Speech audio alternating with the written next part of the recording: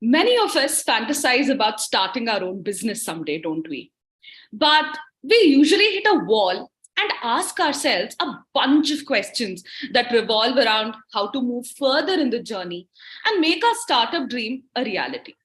If you are one among the aspiring bunch, we got you. Good evening, everyone. I'm your host, Anagha.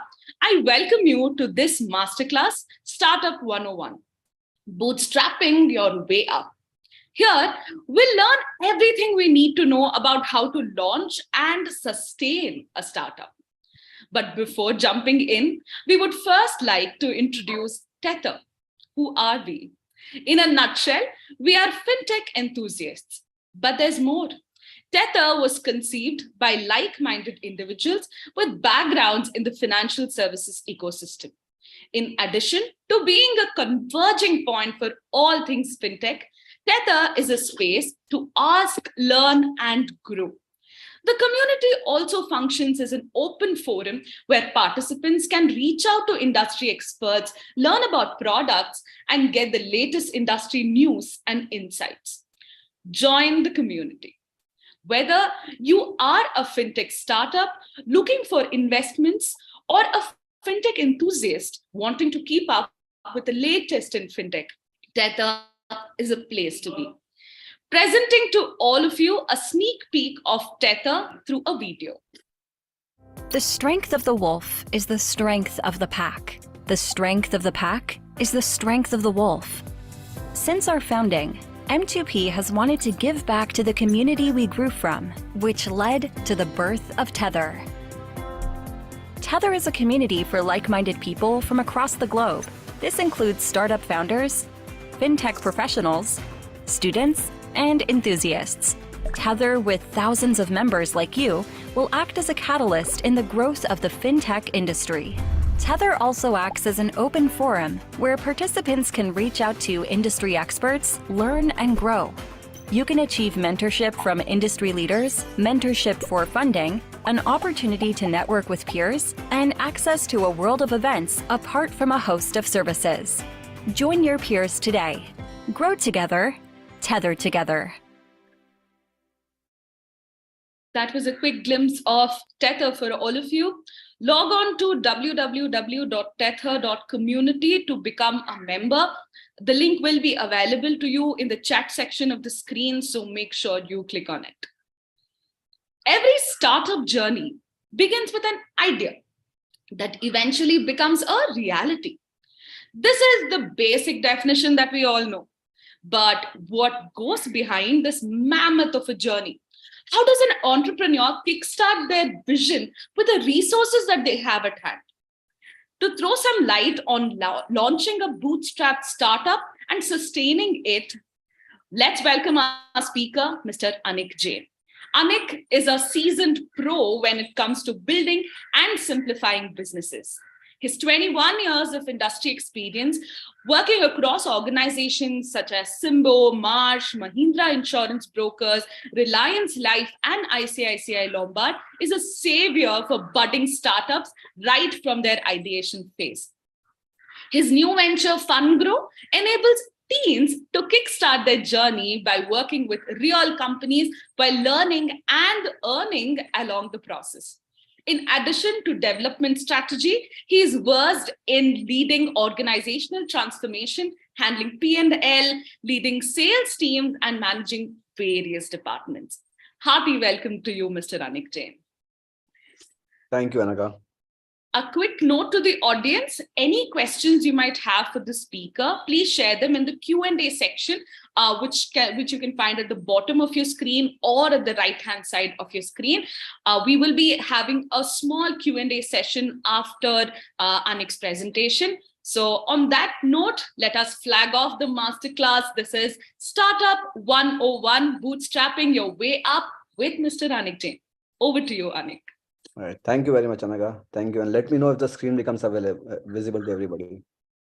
It's visible right now. Like we can see your just the screen itself. Yeah. Awesome. Great. So before I go deep explaining as to what my thoughts on this area are, just a quick one on what I'm assuming you all know what bootstrapping stands for and where does this word come from. Okay. Bootstrapping actually comes from boot. If you see something at the bottom of your boot, it is how you pull up your shoes and bring them on. Okay. And that's what all of us as founders end up doing in our life. We end up trying to put on those shoes every day by pulling them up as we possibly can. Okay. I go Before I go far deeper, I always like to answer this question for myself whenever I'm attending this seminar in simple terms. Why should I listen to this guy? Okay. There are 200,000 people giving me knowledge and gyan on different areas. Why should I listen? What are the credentials of the person? Okay. I don't know of that, but I'll give you a quick sense of what I have done in my last two structures that I have built for ourselves. This is Simbo and Funngro. And there are very specific reason why I spend time on those two areas. These are two companies where I have been a founder of the business, and two very, very different structures. Okay. One, and I'll give a quick story on Simbo first and the story on Funngro on post that. So while I'll not bother you with the businesses that we were in, I'll give you the history of the business. Before we started the business and before we did 1 rupee of revenue or got one customer, we actually raised fund in that business, and that fundraise was upwards of $3 million. The second fundraise in that business was a $10 million, and then the third one is a much bigger one, as you will hear very soon. Okay.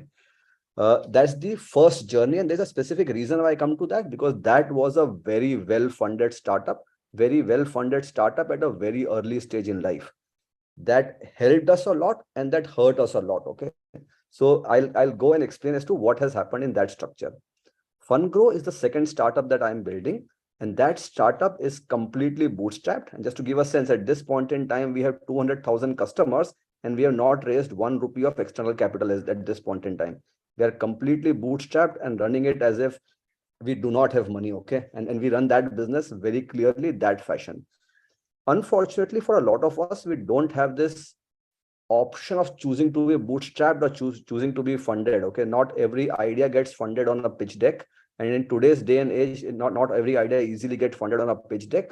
A lot of time, we as founders need to show business viability, business scale, and the questions keep changing. Okay. Whether it is scale, whether it is revenue, it is customers, whether it is profit, that question from the investors will keep changing every day. Okay. But what we should understand, if we are not, whether there's a reason why we should choose to be bootstrapped. Okay, and I'm going to spend next 15-20 minutes, half an hour, in saying as to why choose to be bootstrapped if you choose that fashion, and why not choose to be doing that. If you choose to bootstrap, then what are the benefits of doing that, and then what should you do in a bootstrapped organization? Again, these are all learnings for us that we have accumulated. And again, I'm sure your learnings would be different, and very happy to connect separately as well and see and learn from you. Okay. So why bootstrapped? Okay. And again, I start with this idea saying I've run a company which has been very, very well funded, what I used to call as an Rolls Royce of a startup. And I'm right now running what can potentially be can of a Tata Nano of a startup. Okay. So I'm running both in different structures. Okay. And both have very, very different learnings, very, very different strengths that go along with that. So I'll spend some time on why bootstrap. Okay. So I know some of you may have capital available on the table at this point in time, and you may want to bring that capital in, but should you take it, and at what stage you take it is a decision for you to take at some stage. Okay. The biggest benefit that I have seen of running a bootstrapped organization is that it brings you to frugal thinking. Unfortunately, that does not happen when you are a very well funded startup. When you are a very well funded startup, you don't think frugally. Okay. You are saying that if I want to solve a problem, I'll throw money behind the problem. Very rarely do problems get solved only with money. The problem will be solved because of your intellect, your idea, your implementation. Money helps, when money never hurts, but money is not going to be the primary reason to solve the problem. So if you do not have money, you are forced that much harder to think of alternates and better alternates which are going to be scalable in the long term.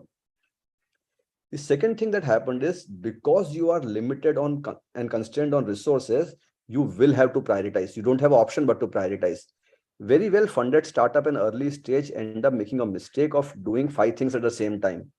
Solving one problem is very, very difficult. Solving 5 is impossible. So if you are a founder and you are trying to build a company, I'm assuming you are trying to do something that has never been done before.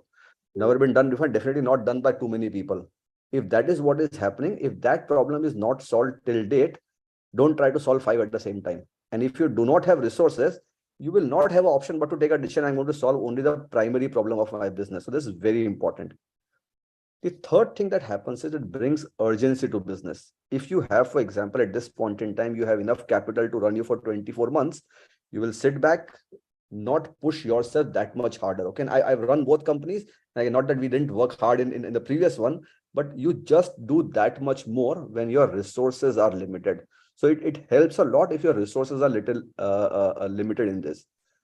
I'll come to retain control a little later, but what happens at this point in time, if you are not very well funded, you try to get money from the customer. Okay. And when you try to get money from the customer, that A is the cheapest investment, but that is your biggest proof saying that your business actually exists. If your customer is going to pay for what you are trying to build, rather than the investor paying for it, it actually is a proof saying that the business exists. And again, it's very, very important to understand that you retain control of the business. So you do not end up diluting too soon, and retain control. And the only thing that you have at this point in time, which is of value, is equity. So you do not end up diluting too much, and hence bootstrap is a good way to go by. At the same time, bootstrap is a very bad idea as well. Okay. It's a bad idea depending on the life stage that you are in and the support structures that you have around you. Okay. And I always say this, okay, it takes a village to bring up a child is a old saying, but it takes more than a village to bring up a startup. Bringing up a startup is all about your family, your spouse, your parents, if you're my age, your kids. Okay. So everybody, okay, everybody around you has to chip in and help out, at least emotionally. Okay. And your responsibilities are going to be very different from my responsibilities. So see that before you take a decision of bootstrapping a company.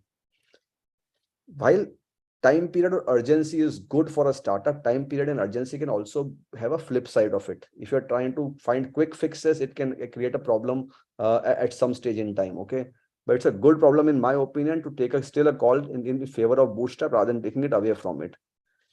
Very, very important is saying that it's a lonely business. If you are a founder and you are a single founder, I hope you find a solution to that. I will spend some time as we go forward on that. It's a very, very lonely business. If you end up having some funds helping you or some ecosystem helping you, which is putting money in this, it helps you build businesses. Okay. And they bring their own support structures with you, right?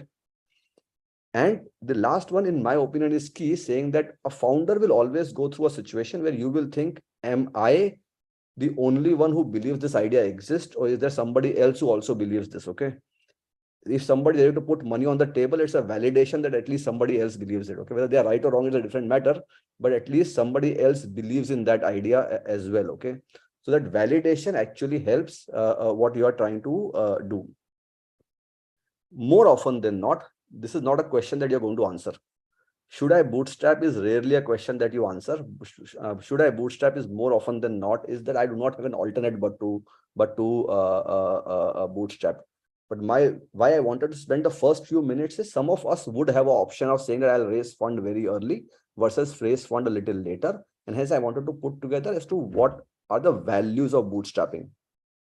Now, how do you bootstrap? Okay. Now, how do you bootstrap? In my opinion, the first and the foremost thing is find a co-founder. Okay.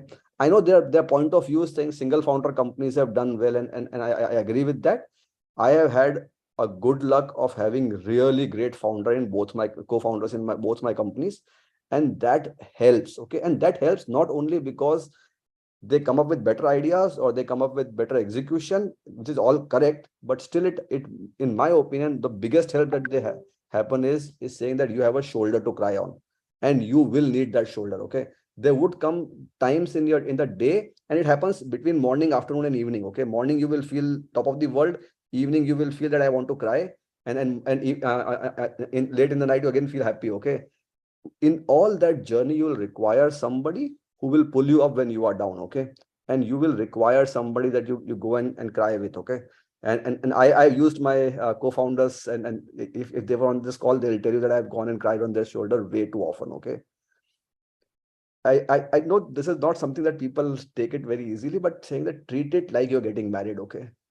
This is as important as that. Okay, it is as important. The biggest reason companies fail is not lack of cash, it's not lack of funding, it's not finding the customer, is you found a wrong co-founder, is the biggest reason companies fail. Okay, so please spend a lots and lots of time in finding the right kind of co-founder. uh, do not find a clone of yourself. Again, this is very prescriptive. Ideally, these kind of discussions should not be prescriptive. Do not find your clone. Okay, you are good enough and you'll be able to handle it yourself. Find somebody who has complementary skill. Okay, find somebody that you will fight with day in day out. Okay, find somebody who if you are good at business development, that person should be good at technology. If you are good at operation, that person should possibly be good at marketing. Okay, and so on and so forth. And even in style of operation. Okay, if you are a risk taker, find a risk avoider. Okay, you need to find complementary skills both on hard skills and on soft skill side. I can't emphasize enough as to how important that is. Okay, again, these are going to be your best friends, these are going to be your family as you spend the next few years building your company. This is something important. What happens? Okay, we end up saying that, okay, I have got a product market fit, let me hire a lot of people and build at scale. Okay, I learned it the difficult way. Do not hire too early. Do There are enough and more resources available, there are even and more consultant available, there are enough and more freelancers available who are going to work with you at this point in time and they solve the problem for you, because you will pivot. Every business will go through a situation where you will have to make a pivot at some stage or the other. Do not hire for specific hard skills. If you are hiring, please hire for soft skill, don't hire for hard skills. If people are not flexible, your initial hires can hurt you.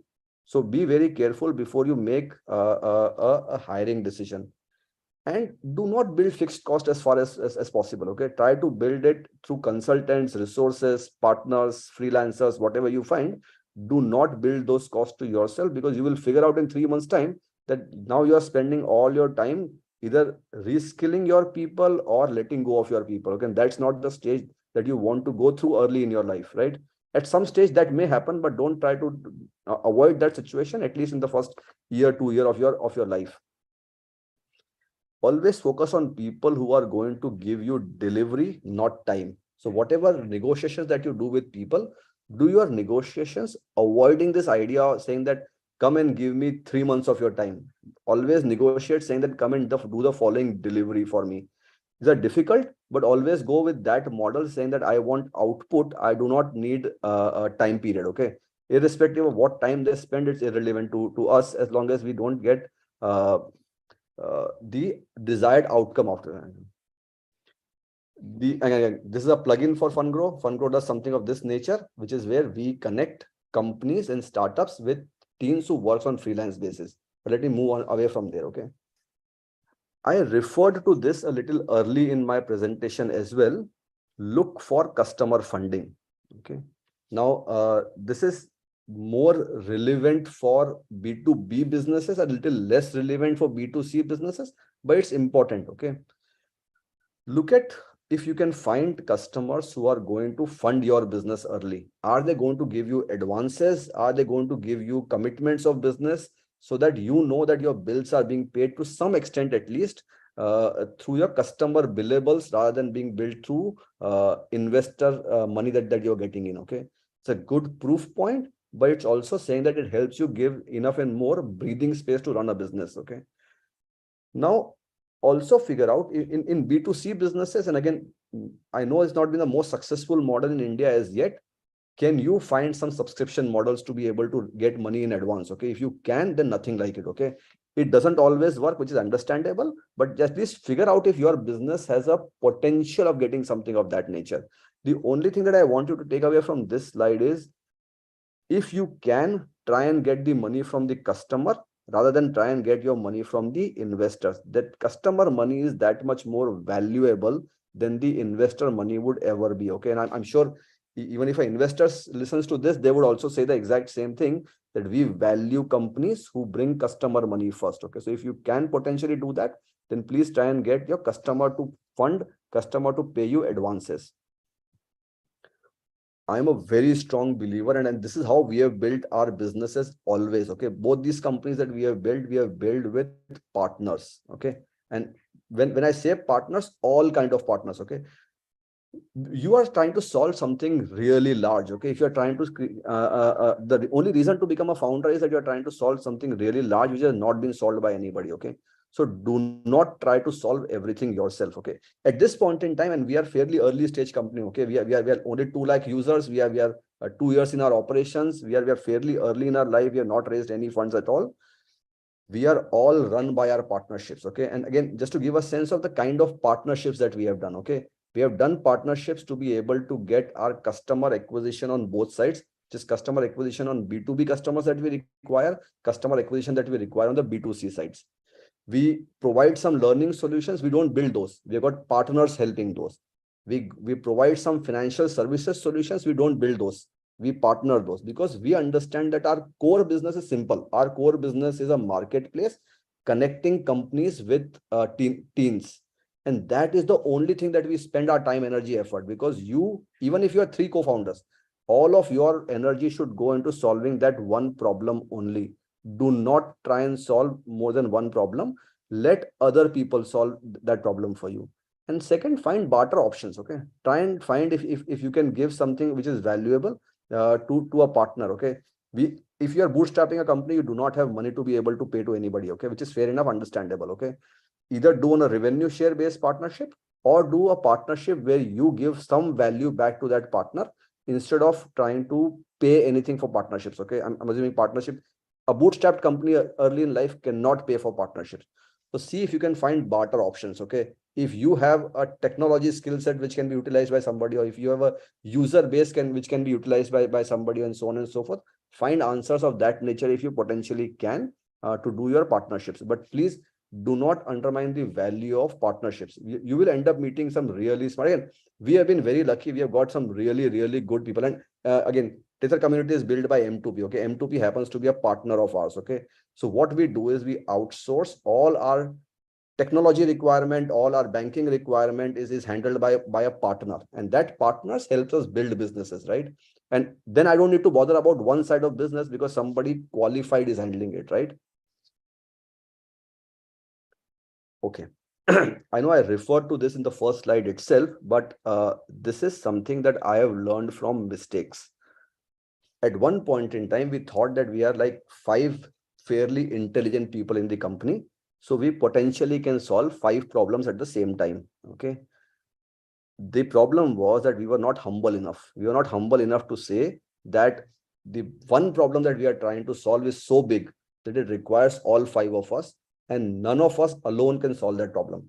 So what you should try and do is, humility as a founder is very, very important, in my opinion, except saying that there are going to be opportunities every day when you meet everybody.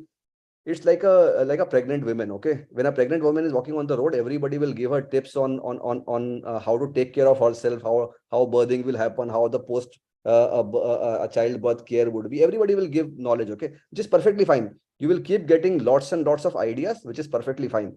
Your job is to listen to that idea and then prioritize when you pick up. Even if you find that very exciting, which is perfectly fine, prioritize the timing of when you are going to pick it up, okay? Not every idea is going to be something that you can implement.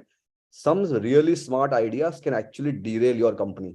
So please keep your central goal in mind as to what you are trying to achieve, and then focus on that. Number 4 is pretty controversial. Do not get every customer. Say no to customers. It's very, very difficult to do that.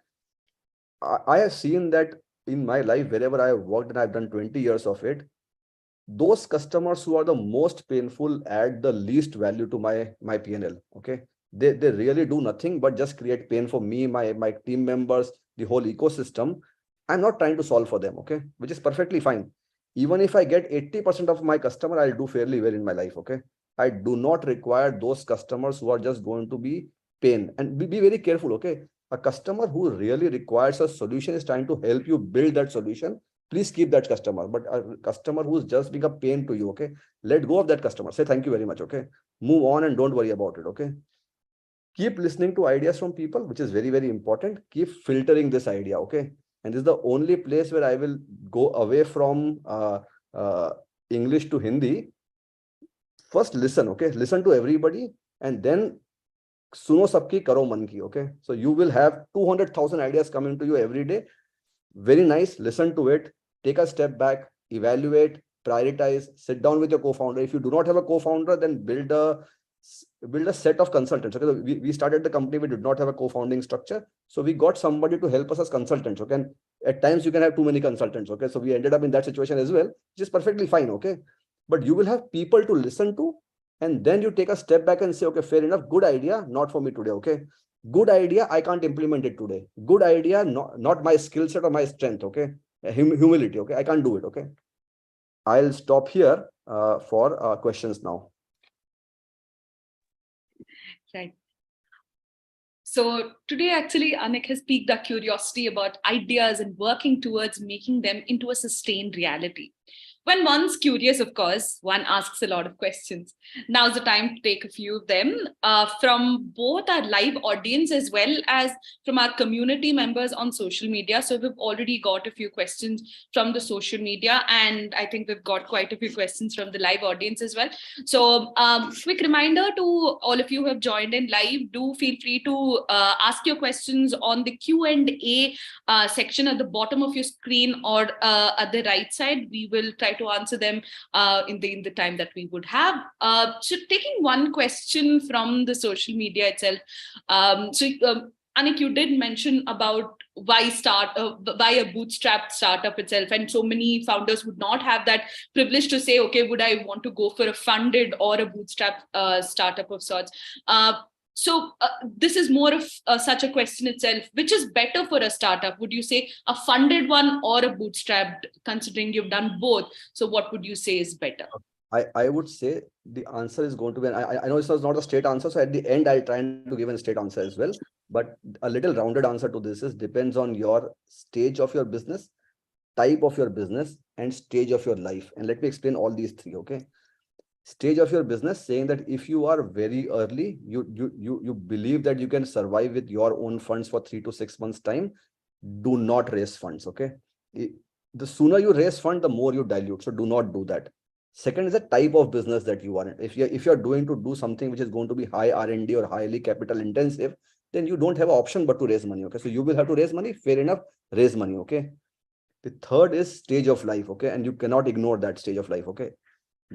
All of us have responsibilities of running a home. All of us have responsibilities of paying our bills.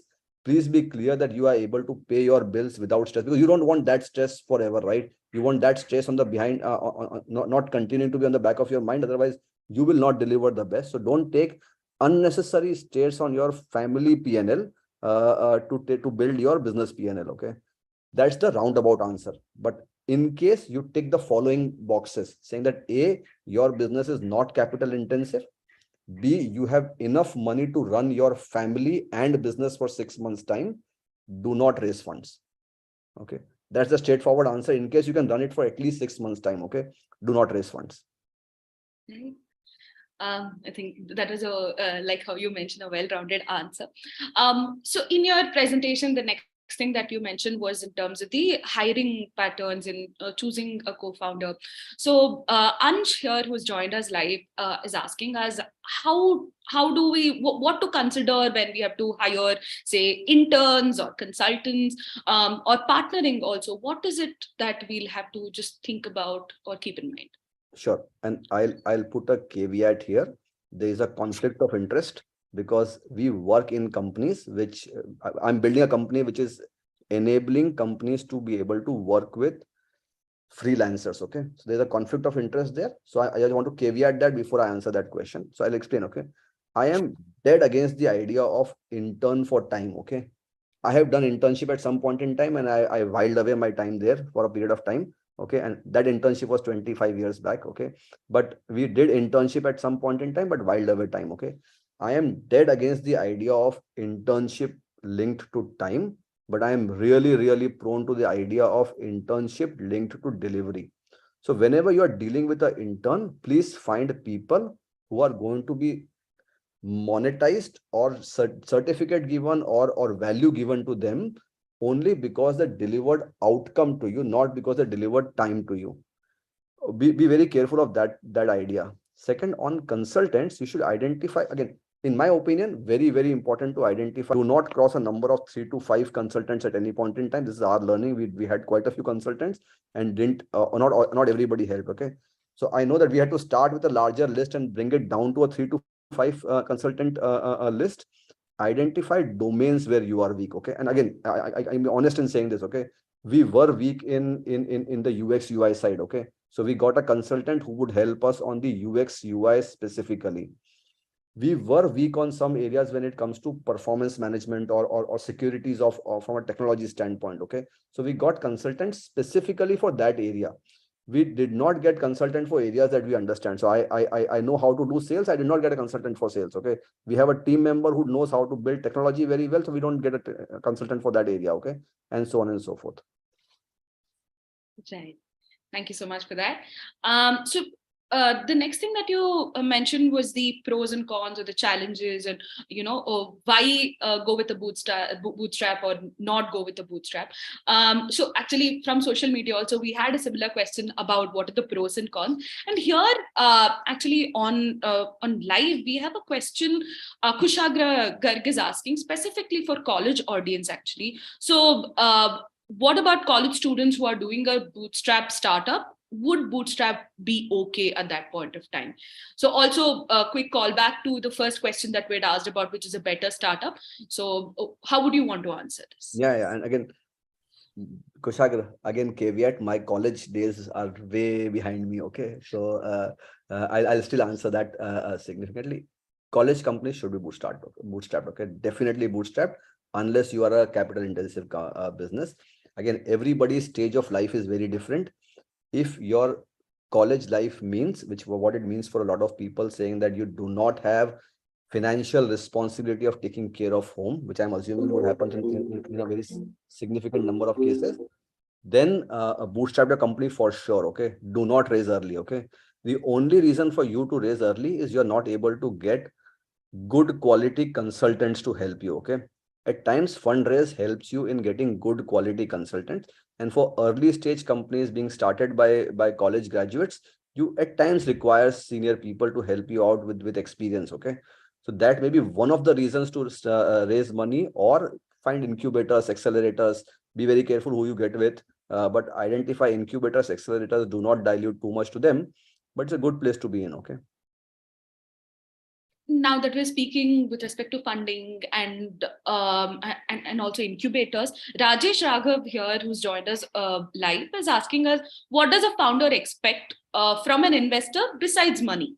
Right. So that's definitely the major thing. But besides money, what other things should one expect? Lots and lot depends on what kind of business you are in. Okay. But expect a lot of things from investors. And again, I'm being careful saying this. Not all of us have 5 term sheets at one point in time to be able to make a choice of what investor. So first of all, be careful. You need money, then you need money. Okay. Don't worry about who that investor is. At times that helps. Okay. But if you have an alternate, then choose the following. Okay. Do not choose an investor who does not invest in the same area that you are in. Okay. Choose an investor who has an understanding of the space that you operate in. Second, choose an investor who's going to help you in your business. Okay. And that help can be in any fashion. Okay. That help can be something as simple as introduction to the right people, or something as complex as potentially working a business model with you and helping you identify the gap that you have. Okay. If your gap is a specific area, and then that fund can bring something of value in that gap area, please identify that. Again, my experience with investors has been very, very good. While we most investors have now built an ecosystem where they are able to get you access, where they are able to get you enough consultants to be able to help you. There are some which are just bringing money. Okay. So be very careful on that one only. The rest you should obviously choose the investor that you would want to work with. Right. We're still on the investors front. Vishal Gupta is asking us, when we go to investors, is there a cap on minimum number of team members that are needed, or anything of that sort? Anything from your experience that you? Absolutely not. Absolutely not. They're all kind of investors, right? So understand the ecosystem well enough. They're all kind of investors. The investors who are going to back a single person company, the investors who will not back even a 100 people company. Okay. So there are all kind of investors available at this point in time, and there are enough and more options. Okay. So you can have something as simple as an angel network to going to a potentially raising from a PE fund. Okay. So all these structures are available to you, and you can pick up from whatever structure that you like. There is absolutely no definition as to how many members should you have. There is also, like, I'm just extending that question further. There is no definition as to what stage you are in. Okay. There are times when you have just an idea in your mind and you have put a deck, and then that will get funded. There are places where you're running a significantly profitable business and you still not get funded. Okay. So all of those will happen. Please do not end up overexposing yourself. Be careful as to what investors do you go to. Okay. So invest time in identifying what investors do you work with is a fairly important one. Okay. Here's one question from social media that the community has asked us. What are the critical challenges faced by startups, specifically in the Indian market? Something that you see as challenges in the Indian market itself. What would you say are the critical challenges? Okay. Honest answer, I'm not qualified to answer that. Okay. Why I'm not? Because both my startups, I have ran those companies in India. We had Singapore operation in my previous companies, but okay. So what happens? Okay. Understanding the dynamics of Indian regulatory system is very, very important when it comes to dealing, but I'm safely assuming that applies to most places outside India as well. Okay. So no, again, honestly speaking, I'm very, very bullish at this point in time on the way the startup ecosystem is. Okay. Look at this. Okay. When I graduated from my college 2001, okay, this not as many people were doing startup as they are doing today, right? There was no ecosystem of funding, there was no ecosystem of accelerators, there was no ecosystem of incubators, there was no ecosystem of angel networks, nothing, none of that existed. Okay. Today, all of that is there. Okay. So it's a very, very good place to be in, and very, very important. Even the society respects startups now. Okay. There was a time when the startup was saying that tumhe kuch nahi mila isliye startup kar rahe ho. Okay. Thankfully, now that's not the case, right? You are respected as a founder. Okay. So that's very important. So no, I do not believe there are any specific challenges to be starting in India now. Okay. So looks like the society has also changed. On that note, since we're speaking about you're respected, here's a question about success or metrics by Sundar Raghavan, where Sundar asks, what does success mean to a startup? Or can you define success for a startup itself? Addition to that, Anand asks, what should be milestones essentially for analyzing the growth of the startup as well as a funded one? So in both these fronts, can you answer these? Okay, sure. I'll take a shot at that. So you will have all kind of metrics being given by different people. Do not worry about the metrics given by the external environment. Only worry about the metrics given by your customer. Okay. If your customer is till yesterday was giving you $1 for a service and today is ready to give you $1.1, you are doing well.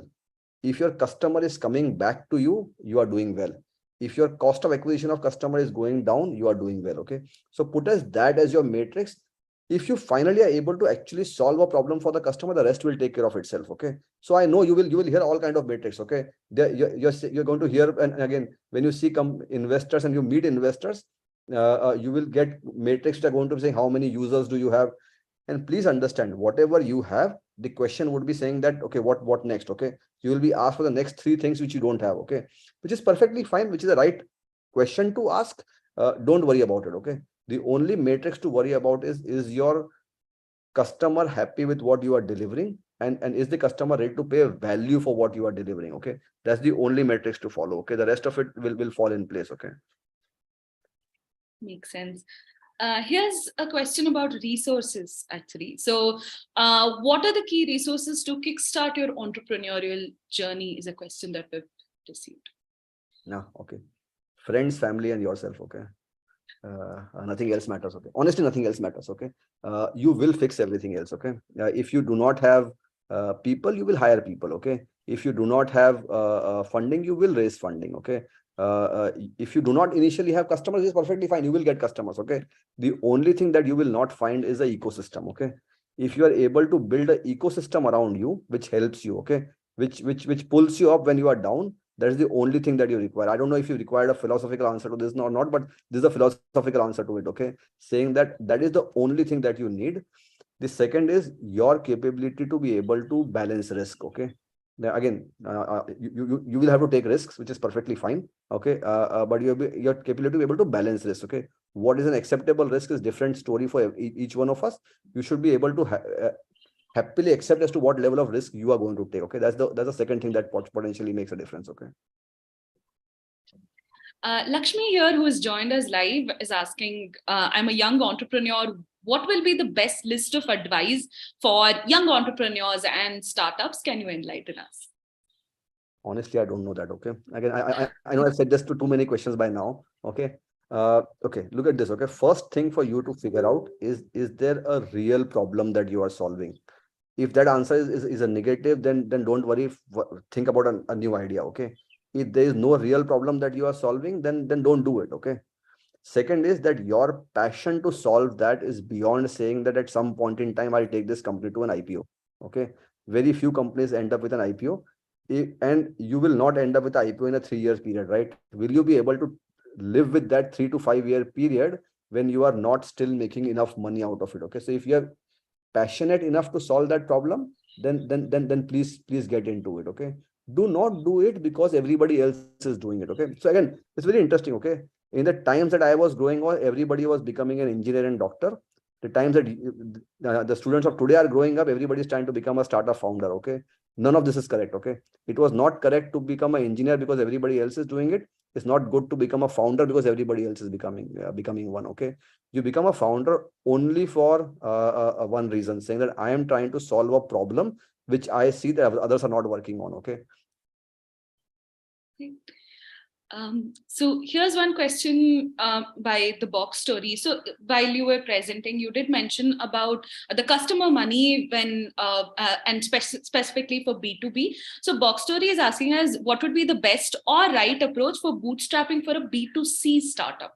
So what would be your thoughts about it? Yeah, and see, understand, bootstrapping is a B2C startup, and I'm bootstrapping a B2C startup right now. Okay, look at partners and resources. Okay, you look at as many partners as you can find out. Okay, and I know it's a time-consuming thing, it's a painful thing, but okay, it is like rabbit hunting versus elephant hunting. Okay, getting a partner is like elephant hunting. Okay, you go and get one big partner, it solves a lot of your problems. Okay, so on a B2C startup, use resources where you potentially can. Okay, because B2C startups requires a lots of things to fall in place. Okay, and B2C startup requires that your branding is in place, you require that your technology is in place, your B2C, because you have to scale, right? So B2C startup also requires your operations is in place. Okay, so all of that is needed. Try and outsource a lot of it. Okay, and outsource as much as you can through barter rather than paying money, because you do not have money, right? So you pay as much as you potentially get. Try to acquire customers not through expensive advertising models, because that doesn't work for a startup, right? Just to give a sense, okay, we have acquired close to 2 lakh customers right now, and you'll have a happy shock when I tell you as to how much we have spent. Okay, we have spent 3 lakh rupees to acquire 2 lakh customers. Okay, so that is 1.5 rupees per customer is what we acquire. Again, we operate in a very different business. Not every business is going to operate like this.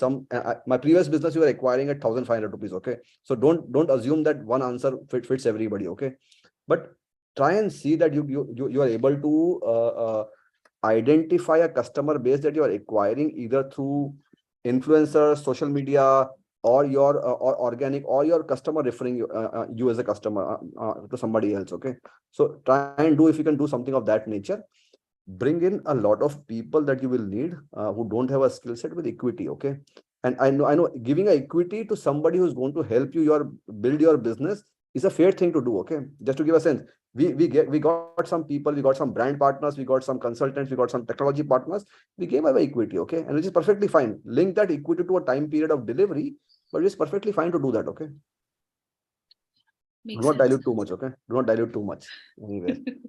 Right. With that footnote of do not dilute too much also. So here's one question, actually, again, got on the live Q&A. We've been speaking about, okay, when to start, while answering a previous question, Anik, you also mentioned about, don't, become a co-founder or do not bootstrap a startup just because everybody's doing it, because that's not the right way to do it. Because you'd want to solve a problem. So here's one question about, I have an idea, I do want to solve the problem, but I absolutely do not have money, but I really want to solve it. How can I do it? What would be your two thoughts about it? Fair enough. Again, I can't answer unless I know specifically what this is. Again, I don't know even then I would have the answer or not. But let me just try and give this to you. Okay. Decide how much money you require. Okay. Decide how much money you require, and you will find sources. Okay. There are enough grants available. There are enough angel investors available. You will get friends and family funds. Okay. So you will get money from there. Okay. So you will be able to raise.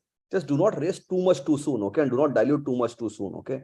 If you require and take a decision, for me to run this company for 6 months time, I require X amount. Okay. Just work on that much amount and do not raise anything beyond that. Okay.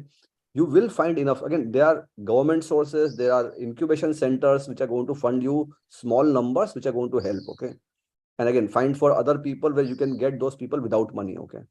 My only recommendation is don't spend money as far as you potentially can avoid spending money.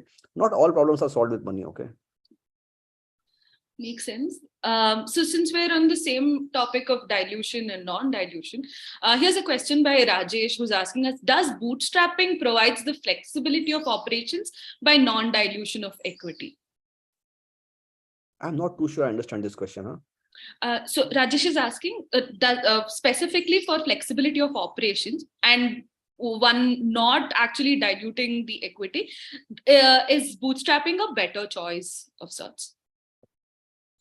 For non-dilution, definitely. I don't know what it means by flexibility of operation by non-dilution of equity. Okay. So Rajesh, if you can clarify that, maybe we'll answer this again and we'll come back to this question. I'm not too sure I understand this question. Okay. Rajesh, please do let us know, if you'd want to explain that, and that would be lovely. So here's a question. So we've been speaking about generally startups till now.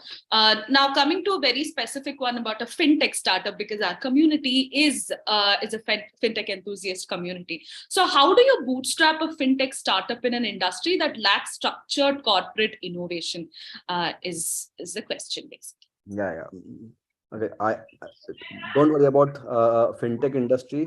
Is every startup is the same? Okay, fintech industry doesn't make any difference to me. Okay, in honestly speaking, all this is a way of.